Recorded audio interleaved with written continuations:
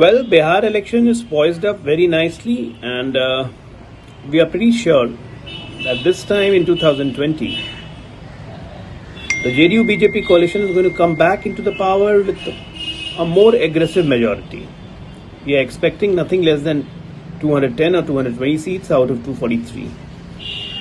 The reason being the credibility of the Chief Minister and the work done by him in the last 15 years. And of course, the ruling coalition has an advantage that with the two dynamic leaders in Nitish Kumar and the Prime Minister Narendra Modi, people have really posed their confidence and they really trust us.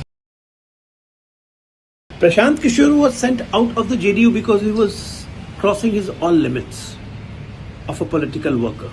In his whole life, he has never been a political worker.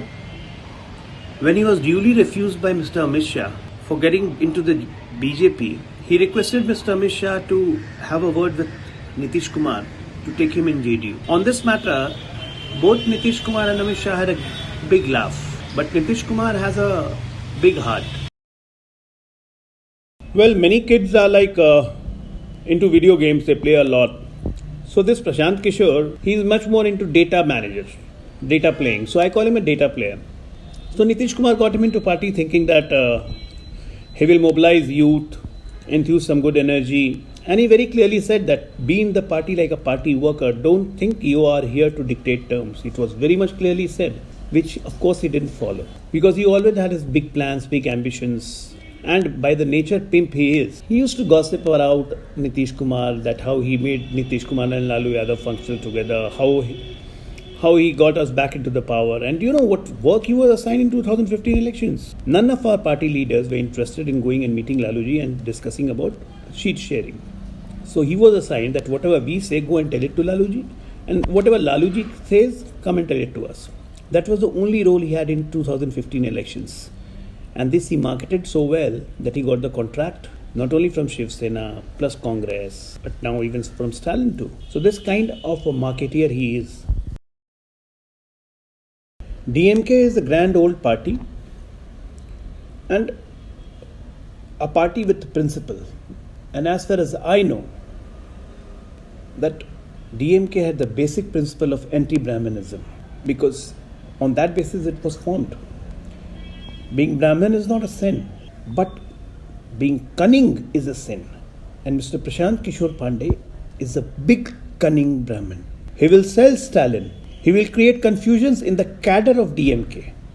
He will get close to Stalin and not allow others to get near to Stalin. He will just encompass Mr. Stalin in such a way that he is not able to correspond to others. This will continue for 6 months, but that will be enough for DMK to get decimated. And don't forget that he has come to DMK because he knows that DMK is in an advantageous position.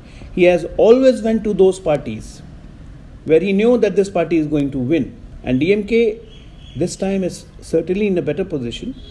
So advice for Mr. Stalin, trade cautiously with Prashant Kishore. Stay away from him. You are in a better position because people are liking you. It's not because of Mr. Prashant Kishore.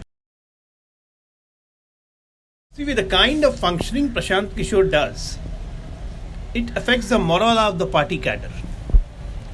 Like he tried doing it in JDU, but he was limited and restricted. And his association closely with the party was only for 2 months, just before the elections. And after elections, when he was made vice president, his interaction remained only for 3 months. So we were not the sufferers. But what happened in Congress, where he went to Punjab and Uttar Pradesh? The Congress workers literally booed him. 2 or 3 occasions, he was about to get beaten. The similar thing happened in West Bengal, when hordes of TMC workers complained to Mamata Banerjee, and Mamata Banerjee was forced to keep him at bay. So you need to understand that he conducts himself in such a manner that the self-respect of a political worker is hurt. And that leadership has to take into account. And if Mr. Stalin does not do this, he will pay. Mr. Prashant Kishore Pandey, and that's his full name actually. So, on the issue of NRC, CAA, when he started defining the party lines, he was duly said that not to do this. But he had the habit of selling Nitish Kumar all across. He used to go to Mamata Banerjee, other people, Congress, that I'll get Nitish Kumar for you. And don't worry, I'm taking control of JDU, spreading all kind of wrong rumors. So, and he was duly reprimanded also, but nothing went to him. So it was duly decided that it's high time that we should get rid of him, and he was, along with Pawan Verma, was duly shown the door. So this is how we got rid of him. See, calling someone coronavirus is not an abuse, it's an aberration.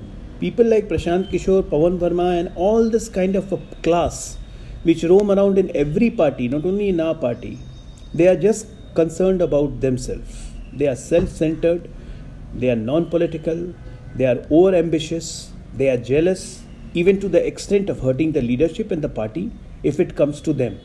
They are not at all giving, they are only taking. And these people are marketeers. So you have to be careful about this kind of person, because in their pursuit of their own ambition, they can damage anyone. They can damage anyone and they can corrupt anyone.